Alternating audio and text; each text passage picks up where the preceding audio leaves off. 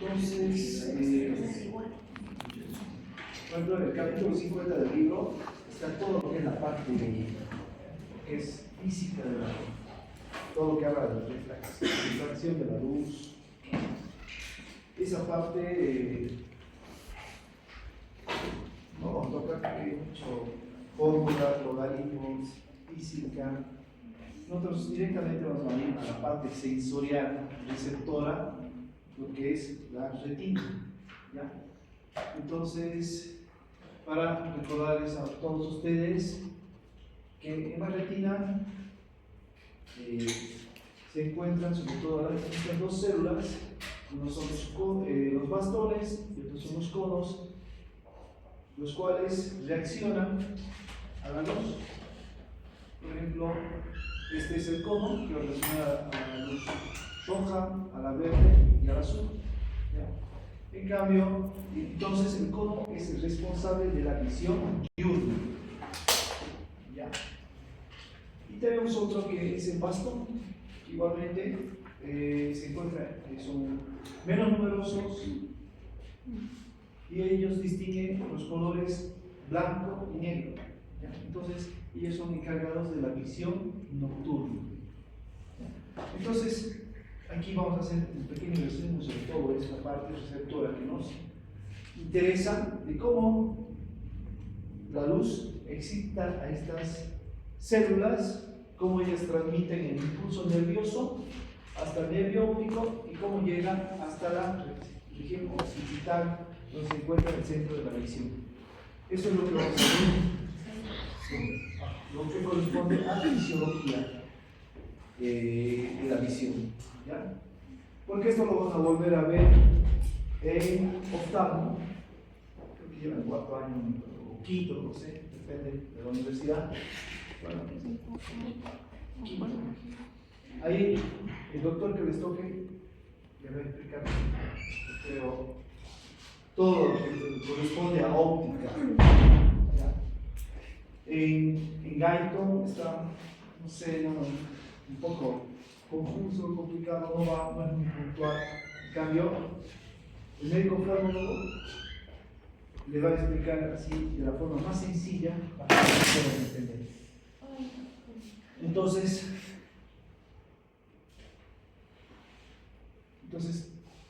la retina, como vemos aquí, se encuentra por detrás de la coroides. ¿Ya? Entonces, si yo hago, podríamos decir, un zoom aquí, entonces yo vería esto. ¿Ya? Entonces, la parte más externa sería esto de aquí. Luego tendríamos a los bastones, como vemos aquí, a los conos, los cuales están haciendo sinapsis con diferentes células, como ser, por ejemplo, las células horizontales, las células bipolares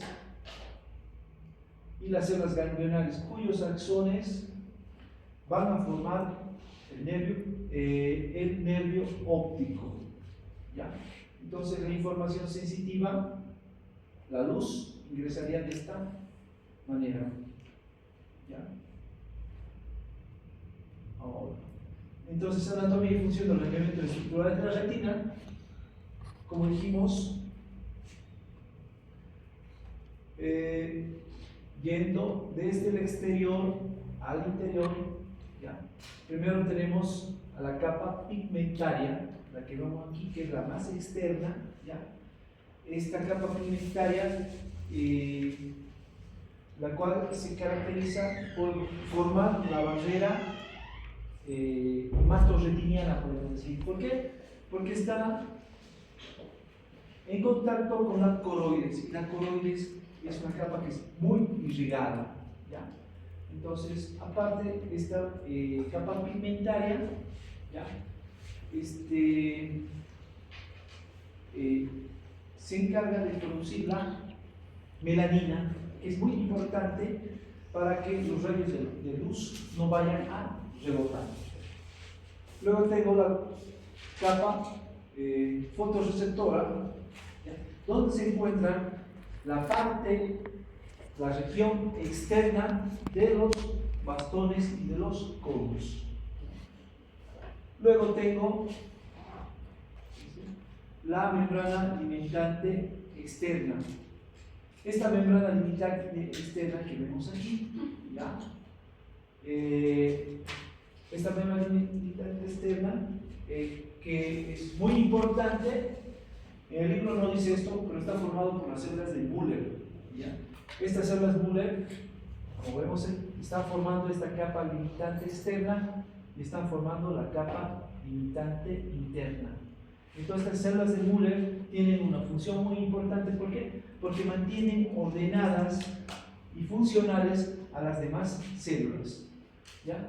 Entonces, esta sería la parte apical de las células de Müller, que es la limitante externa, la membrana limitante, y la membrana limitante interna sería la parte basal de las células de Müller. Luego tengo a la capa nuclear externa, la cual se caracteriza por que se encuentran los núcleos de los conos y de los bastones. Luego tengo la capa plexiforme externa, donde se caracteriza, como vemos aquí, tenemos a las células horizontales, ¿ya? Como vemos, se puede observar el núcleo de las células horizontales y de las células bipolares.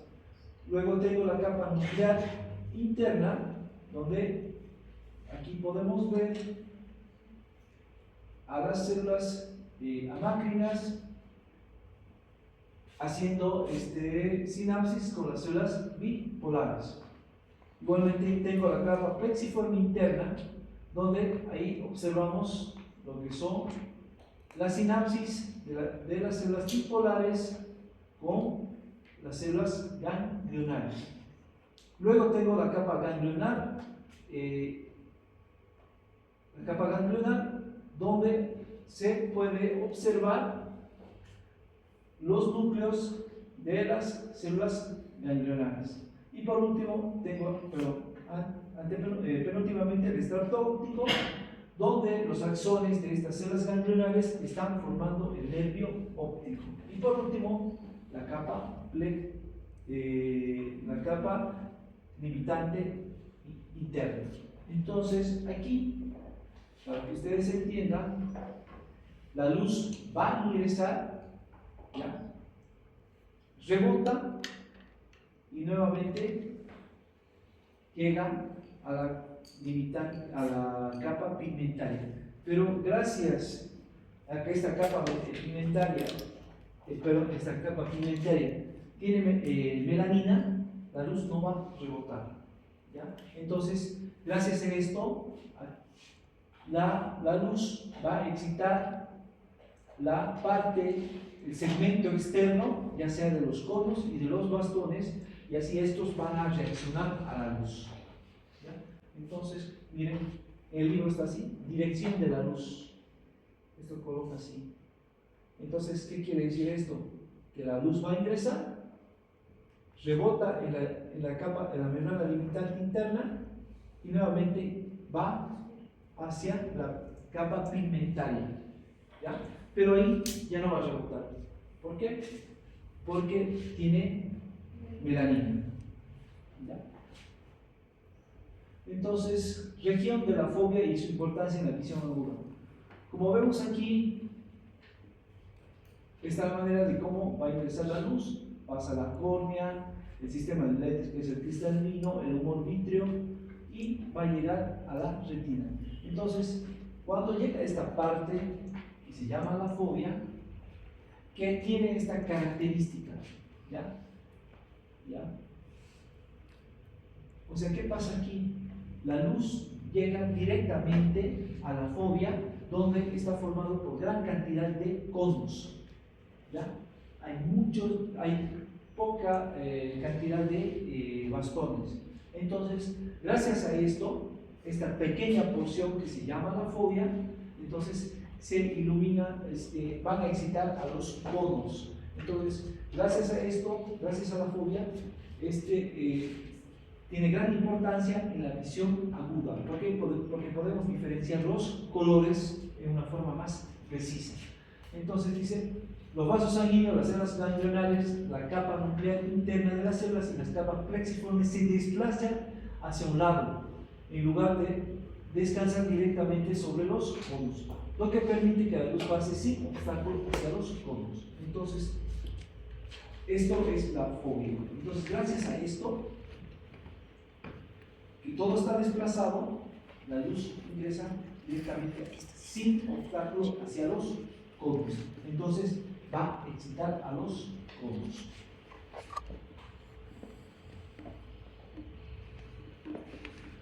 ¿Cuáles son los componentes esenciales de los fotorreceptores? Estos fotorreceptores, tanto los conos como los bastones, lo vamos a dividir en dos: un segmento externo, que es este de aquí, la parte superior, y un segmento interno. ¿Qué característica tiene este segmento externo que lo vemos aquí? ¿Ya? Están formados por discos. ¿Ya? Estos discos son las membranas celulares, ¿ya? Están, como podemos decir, enrolladas. ¿Ya? ¿Y qué característica tienen estas membranas celulares que forman discos? Que ahí se encuentran o sea, se forman como imaginaciones, y en estas membranas están los, ¿cómo podríamos decir?, los reactivos, los cuales van a reaccionar a la luz. Por ejemplo, de los bastones está la rodopsina. ¿Ya? Ajá. Y en los conos están los pigmentos de la visión. ¿Ya? Entonces, estos pigmentos de la visión, la rodopsina, son muy similares químicamente, pero tienen diferencias físicas. ¿Ya? Entonces, esta es la principal característica. ¿Ya? En el segmento externo, donde se encuentran los pigmentos. ¿Ya? Luego, en el segmento interno, ¿qué característica tiene? En el segmento interno se van a encontrar los núcleos, se encuentran el citoplasma, que tiene las mismas características que las demás células, y los organelos citoplasmáticos característicos. Y sobre todo aquí podemos ver las mitocondrias, que son muy importantes, como saben ustedes, para la formación de energía. Y luego tenemos el cuerpo sináptico, ¿ya? El cual va a hacer sinapsis con las demás células, como ya sea las células horizontales, las células amácrinas o las células bipolares, para posteriormente hacer sinapsis con las células ganglionares. Estas son las principales características de este tipo de células. Entonces, aquí tengo la capa pigmentaria de la retina. Como dijimos, ingresa la luz, rebota. Entonces, ¿qué pasa aquí? Esta luz hace que reaccione dependiendo. Si es durante la oscuridad, un pequeño haz de luz va a hacer que reaccionen los conos. Pero si es una luz más intensa, cuando hay poca luz, reaccionan los bastones. Pero cuando hay una cantidad de luz más intensa, van a reaccionar los conos. Entonces, los pigmentos reaccionan, van a crear un potencial de acción y van a producir un impulso nervioso. Este impulso nervioso va a ir primeramente hacia las células horizontales, ¿ya? Estas células horizontales pueden transmitir el impulso nervioso, como dice, horizontalmente, excitando a otras células. Igualmente, luego este impulso nervioso va a pasar a las células bipolares. Estas células bipolares, las cuales se pueden hacer sinapsis directamente con las células ganglionares, o también pueden hacer sinapsis con las células amácrinas. Y posteriormente, este impulso nervioso va a llegar a la célula ganglionar, y los axones de estas células ganglionares confluyen para formar el nervio óptico. Entonces, ¿Cuál es su principal función, por ejemplo, de esta capa pigmentaria? Evitar la reflexión de la luz. Entonces, gracias a esta capa pigmentaria, la luz evita la refracción de la luz. ¿Y por qué? Porque, como dijimos, la capa pigmentaria en la margen externa produce la melanina. Y gracias a esto la luz no va a rebotar. ¿Ya? Entonces la luz, gracias a esto, se concentra a nivel de los conos y bastones para hacer reaccionar los pigmentos que estos tienen. Pero esto no se produce así, por ejemplo, en las personas que sufren albinismo, que tienen, ellos no producen la melanina, por lo tanto, entonces, al haber déficit de melanina, ellos tienen pérdida sobre todo de la agudeza visual. La luz llega y podemos decir que ilumina todo, ya, porque rebota, ¿ya? Entonces es por eso que ellos tienen problemas de visión. Por ejemplo, la agudeza visual se mide en una persona normal de 20 en 20, en cambio ellos están entre 100 y 20, en 200 y 20, o sea, está muy disminuida, ¿ya? Por este problema de la falta de producción de melanina por las células de la capa pigmentaria. Y también juega un papel importante en la síntesis de las sustancias fotosensibles a partir de la vitamina A. ¿Ya he llevado vitaminas en bioquímica? Entonces la vitamina A es muy importante para la formación de todo transretinal. Todo transretinal. Ya vamos a ver esto. Entonces, gracias a esto, se va a formar ya sean los pigmentos que necesitan los conos o la rodopsina, que es el pigmento que se encuentra en los bastones. Una parte muy importante igual es saber esto, que la arteria que irriga a las células ganglionares, bipolares, a la retina en sí, es la arteria central de la retina, que está junto al nervio óptico.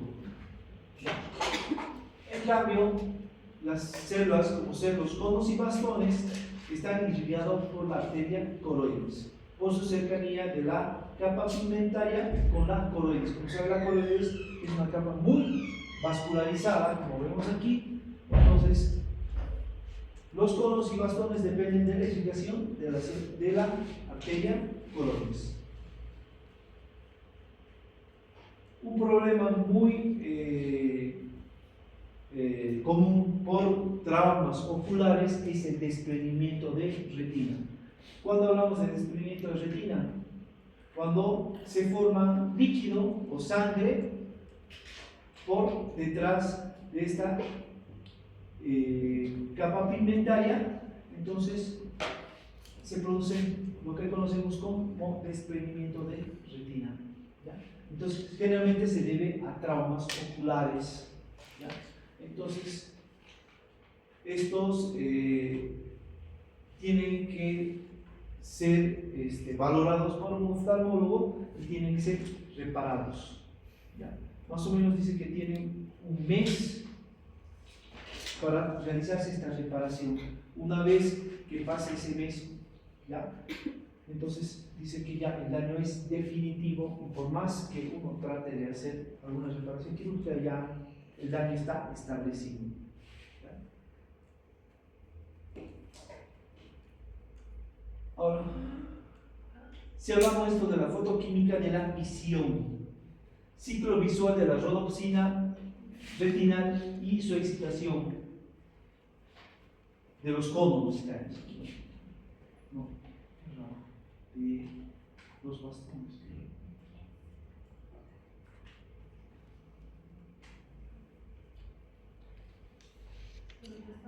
Bastones, sí. Es que la inteligencia artificial traduce mal. ¿Verdad? ¿Para choconía? No. O sea, traducir el libro en inglés.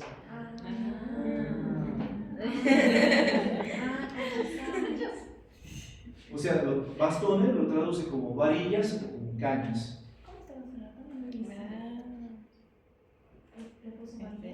No, caña. Es que el último libro está en inglés, no tiene traducción. ¿Acaso hay edición? Son, todavía están, bueno, no revisión, pero generalmente para hacer un libro hacen ¿cómo se llama? Van revisando capítulo por capítulo, pero todo lo hacen en inglés. Y bueno, eso hay que traducirlo, ¿no? Leerlo. Entonces, como dijimos, en el segmento externo de los bastones, ¿ya? Entonces el pigmento que se encuentra ahí en esos discos que están formados por las membranas celulares, se encuentra la rodopsina, ¿ya?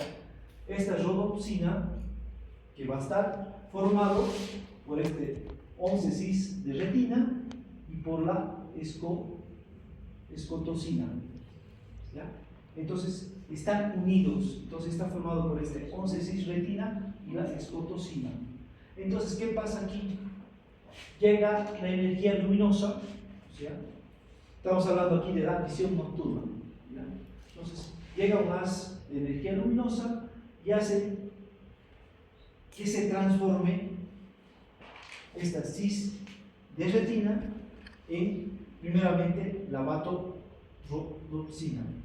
Esto dura nanosegundos y luego se va a transformar, como vemos aquí, en la luminodopsina. Pasan igual milisegundos y se transforma en metadopsina 1 y luego se transforma en metadopsina 2. ¿Ya? Entonces esto dura pocos segundos, ¿ya? Milésimas de segundos.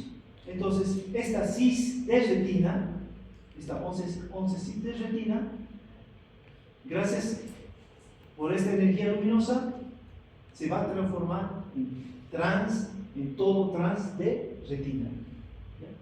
Entonces este trans todo de retina, ¿ya?, es el que va a producir, que es un poco confuso esta parte, ¿ya?, que se cree un impulso nervioso a nivel de los conos, pero aquí los bastones no entran en despolarización, sino se hiperpolarizan. Ya vamos a explicar por qué. Entonces, estos todos transretina, ¿ya?, dice que ya no tiene una forma, tiene una forma angulada. Por lo tanto, esta forma angulada, entonces, la escotocina se separa, entonces, y gracias a esto va a producir un potencial de receptor, ¿ya? Entonces, este todo transretina, ¿ya?, luego por esta isomerasa, nuevamente se va a transformar en cis de retina y se va a unir a la escotocina para formar nuevamente rodopsina. Entonces sigue todo este ciclo. ¿Y de qué depende también todo este ciclo? De la vitamina A, que es el todo transretinol. Entonces, gracias a esta vitamina A, que es el todo transretinol, se va a transformar en todos trans de retina. ¿Dónde se encuentra este todo transretinol? Se encuentra en el citoplasma de los bastones. Entonces puede ser utilizado, ¿ya?, para formar todo transretina, y gracias a la isomerasa nuevamente se transforma en 11 cis de retina. O también esta vitamina A, por esta isomerasa directamente igual puede formar 11 cis retinol y este 11-cis retinol nuevamente se transforma en 11-cis de retina y se une nuevamente con la escotopsina para formar nuevamente rodoxina, y así tiene rodoxina para que reaccione a la luz. ¿Ya? Entonces, por ejemplo, cuando existe déficit de vitamina A, se produce lo que conocemos como ceguera nocturna. ¿Ya? Entonces, dice que una persona tiene que tener déficit de vitamina A durante meses para que se produzca la ceguera nocturna. ¿Cómo se descubrió esto? ¿Pero? Los marineros. ¿Cómo sabía que eran los marineros? Es que recordaba que se ponían un parche y también que por el viaje que hacían no tenían alimentos, entonces creo que ahí se descubrió que ellos no consumían vitamina A y en las noches era difícil para ver. Sobre todo, esto se dio cuando transportaban esclavos del África hasta lo que es Centroamérica, Estados Unidos. Entonces, para ahorrar en recursos, solo les daban arroz para comer. Entonces, cuando llegaban los esclavos, veían que tenían déficit para ver en la noche. ¿Ya? Entonces, ahí descubrieron la ceguera nocturna. ¿Ya? Entonces, los déficits de la vitamina A. Igualmente, como dices, en los marineros, cuando tenían los déficits de alimentos, entonces se producía esta ceguera nocturna. Pero esto se puede remediar muy rápidamente si coloca usted vitamina A endovenosa y dice que ya en 1 hora el paciente puede recuperar y puede ver durante la noche. Todo esto gracias porque se va a formar nuevamente la rodoxina.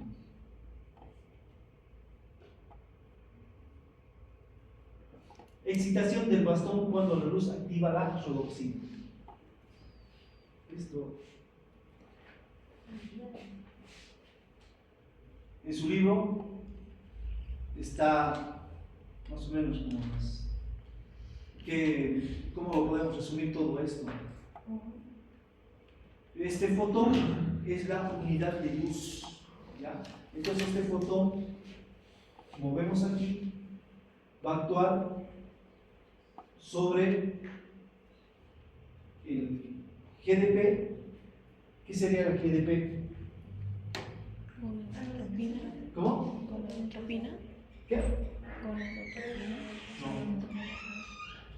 No. Es un segundo mensajero. Ah, ¿Qué se llama este segundo mensajero? Ya venimos. sí. ¿Qué? Es igual así, difosfato, que es unido a una porción beta y una porción delta. Sí.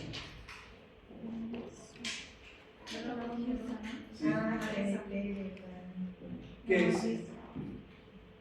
Este segundo mensajero. O sea, no tengo el nombre, es la mezcla de la proteína G más la porción alfa, posición alfa, posición beta, posición gamma que están unidas a una porción de GDP, y cuando el neurotransmisor llega a estimular el receptor y la proteína G se desdobla, y su posición alfa se une al receptor, quedando libres sus posiciones beta, gamma y GDP. Y entonces, esto se hidroliza esto es lo que hace la rodoxina. ¿Ya? La rodoxina va a actuar sobre este segundo mensajero, ¿ya? Y hace que este guanosin difosfato se convierta en guanosin trifosfato, como vemos aquí, y sería ya una proteína activa. ¿Ya? Entonces va a actuar sobre la membrana plasmática de los bastones. Pero ¿qué pasa aquí? Miren, en condiciones normales, ¿ya? El sodio está ingresando dentro del bastón continuamente y el potasio está saliendo. ¿Ya? Entonces, ¿qué hace? El sodio hace que la electronegatividad dentro del bastón esté en menos 40 milivoltios. ¿Ya? Y todo esto está regulado por la bomba igualmente de sodio y potasio. ¿Ya? Entonces, cuando la rodopsina actúa con el guanosin difosfato, lo transforma en guanosin trifosfato, ¿qué hace? Este guanosin trifosfato hace que el guanosin fosfato cíclico que se encuentra en las membranas celulares del bastón y hace que permanezcan los canales de sodio siempre abiertos para que ingrese el sodio, hace que este guanosin monofosfato cíclico se transforme en guanosin monofosfato cíclico 5. ¿Y qué hace esto? Hace que los canales de sodio se cierren. Entonces, esta célula se va a hiperpolarizar.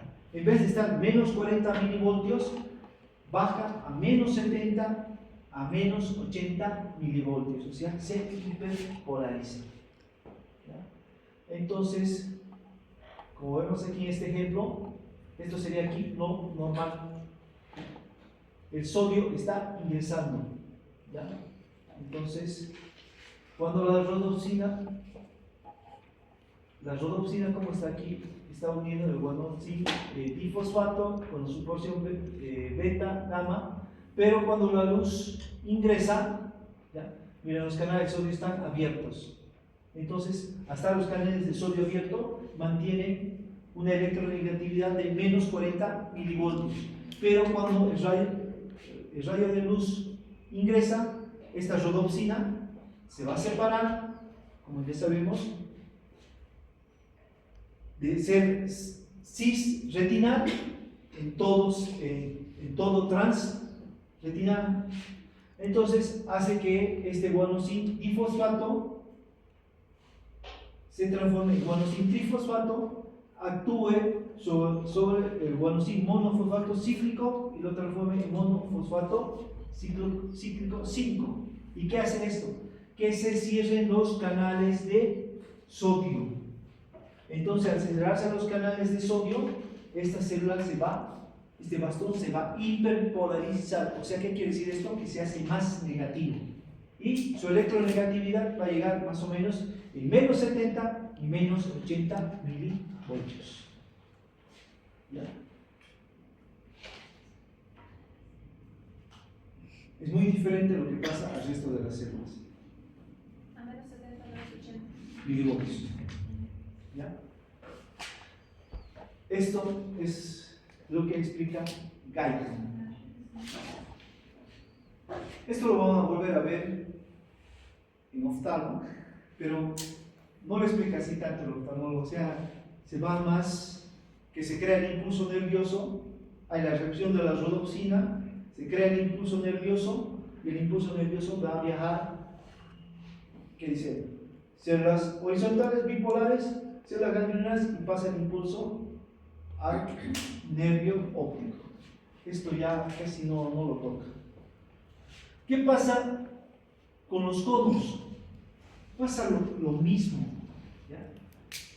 Entonces, los conos tienen la rodopsina, ¿ya? Se conoce como pigmentos de la visión. No es como rodopsina como tal, pero tiene la misma composición química, pero físicamente difiere. ¿Ya?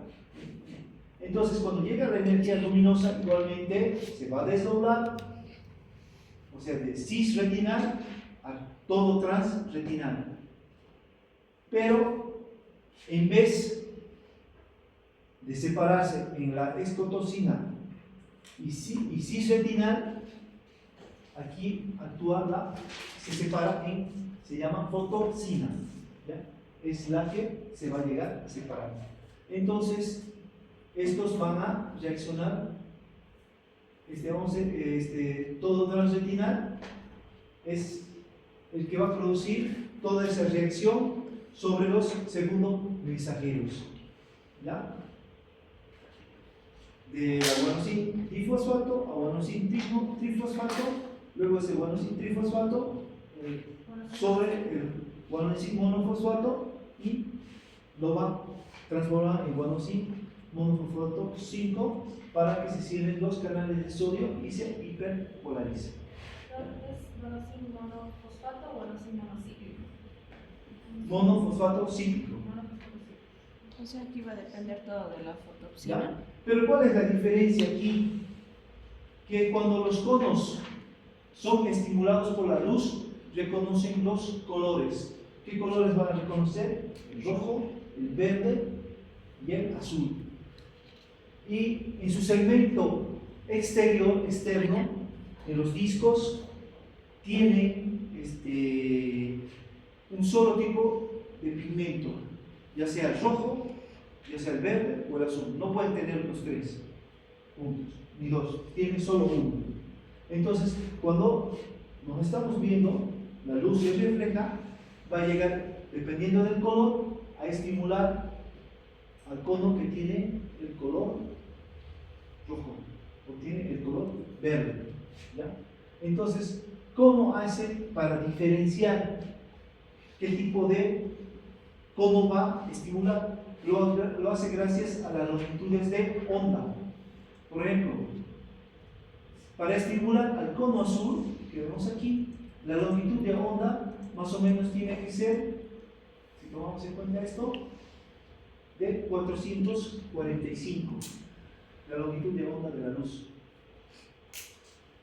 Si estimula al cono que tiene el pigmento verde, la longitud de onda tiene que ser más o menos, como vemos aquí, de 535. Y si estimula al cono que tiene el pigmento rojo, la longitud de onda tiene que ser de más o menos 570. Entonces, gracias a esta longitud de onda, se va a estimular a un cono específico.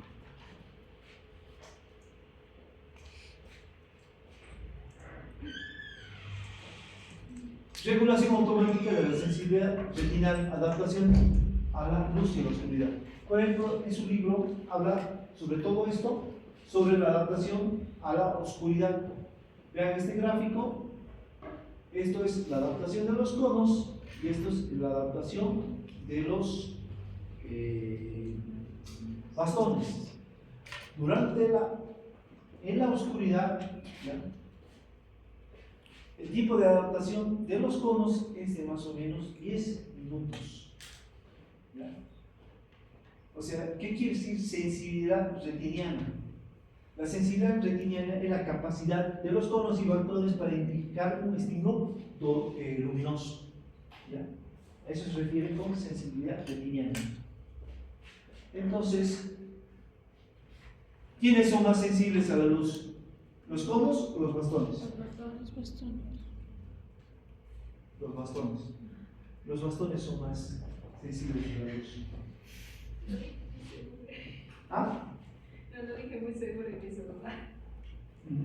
Son mucho más sensibles a la luz los bastones.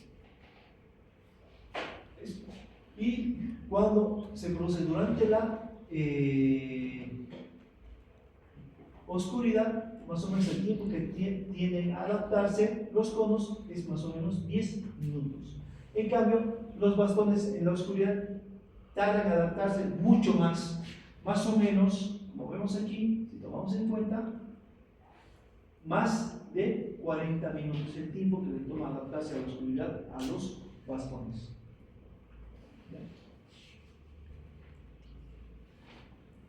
Entonces, se habla de la función neuronal de la retina. Entonces, tengo aquí dos tipos de organizaciones, miren.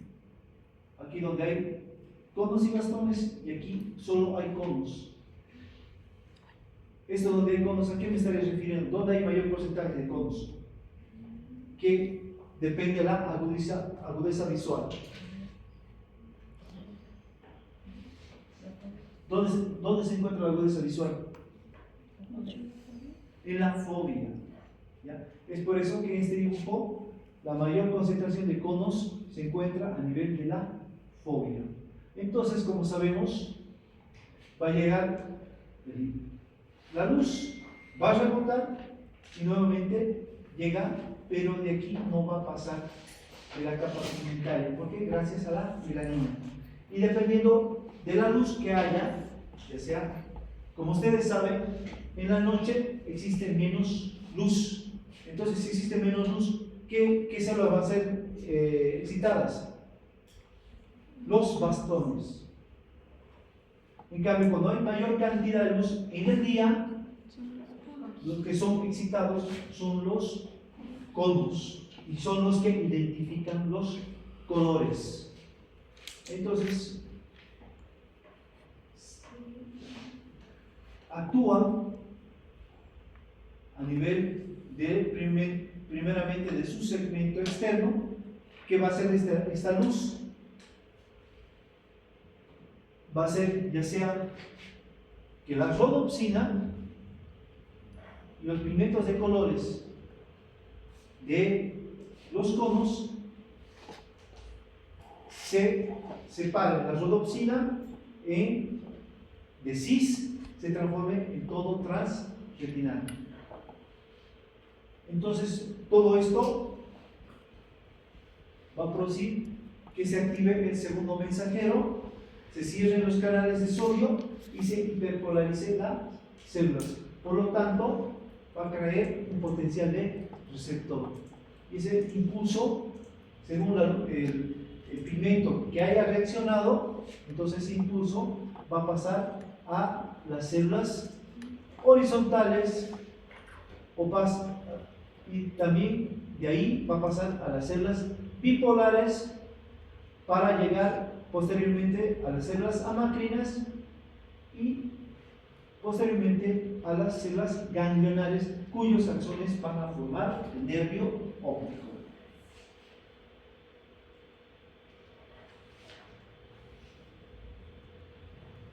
Ahora, existen neurotransmisores que son liberados por las neuronas de la retina. ¿Cuáles son estos neurotransmisores? Tanto los bastones como los conos sueltan el glutamato en la sinapsis, por ejemplo, de las células bipolares.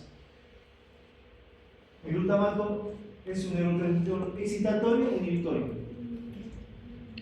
Glutamato. Excitatorio. Las células amacrinas que secretan por lo menos 8 tipos de sustancias neurotransmisoras, como tenemos el gamma-aminobutírico, la glicina, dopamina, acetilcolina y la indolamina. Pero todo esto todavía está en estudio. No se sabe más o menos todavía. Sí se sabe del ácido gamma-aminobutírico, el gamma, que es un neurotransmisor inhibitorio. Por lo tanto, se sabe tanto que las células amacrinas como las células horizontales tienen una función inhibitoria. Y esta parte, que es neurofisiología central de la visión, ¿ya? Entonces, aquí, estas son las principales vías del ojo hacia la corteza. ¿Cómo lo vamos a dividir? Todo esto en la retina, entonces debemos en una retina nasal y una retina temporal. ¿Ya? Como vemos, la retina nasal se va a producir un entrecruzamiento a nivel de quiasma óptico. ¿Ya? La retina nasal se entrecruza a nivel de quiasma óptico. Pero la retina temporal, que vemos aquí de rojo y aquí de azul, sigue su mismo camino a nivel de quiasma óptico, conservan su posición y no se entrecruzan. Entonces, luego van a llegar hasta el tálamo y llegan al cuerpo geniculado lateral, específicamente al núcleo geniculado lateral dorsal del tálamo. ¿Ya? Ahí llegan. Y luego van a formar la radiación óptica, que también se llama tracto genículo calcarino. Entonces, este tracto ya formado lleva el impulso nervioso hasta la región occipital, específicamente en la cisura calcarina del lóbulo occipital mediano. ¿Ya?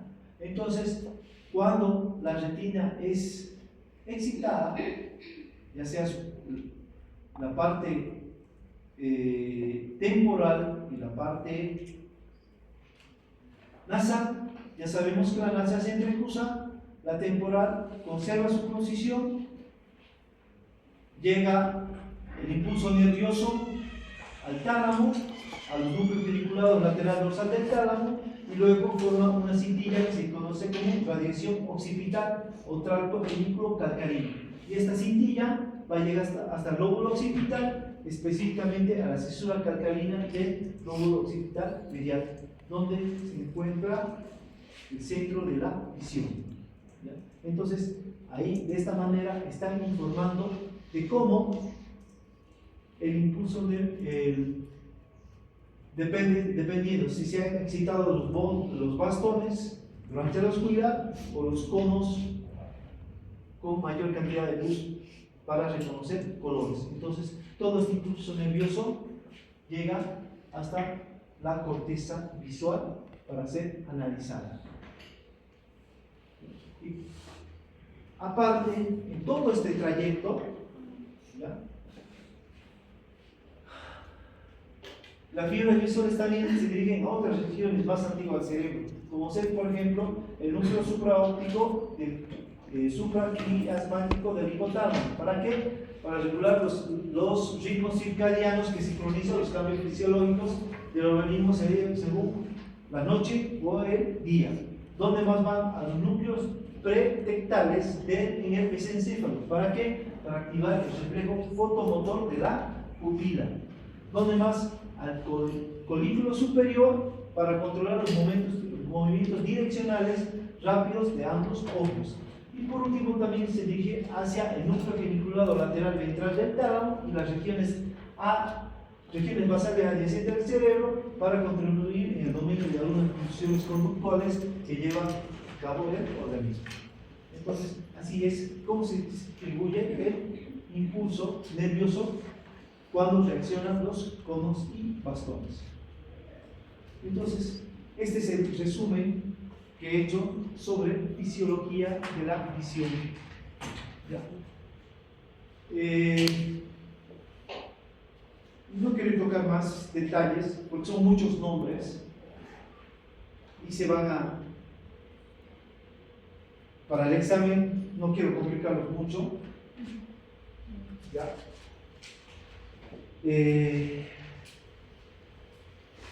Porque eso lo van a volver a ver en temas de especialidad, pero tienen que tener la idea fisiológicamente como el impulso nervioso, qué células son las receptoras, cómo se activan y cómo viaja el impulso nervioso hasta el centro de la visión que se encuentra a nivel occipital. ¿Ya? Entonces, esto es todo lo que vamos a ver sobre neurofisiología de la visión. ¿Ya? No sé si hay alguna duda o todo está en duda.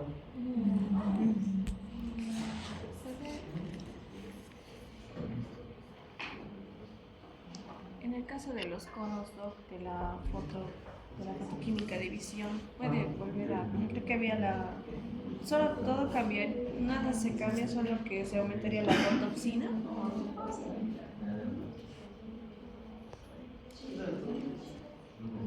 Esta rhodopsina dice que es similar en los conos, solo que no se llama rhodopsina, se llama pigmento de visión, nada más, pero tiene la misma estructura, pero las características físicas son diferentes, nada más.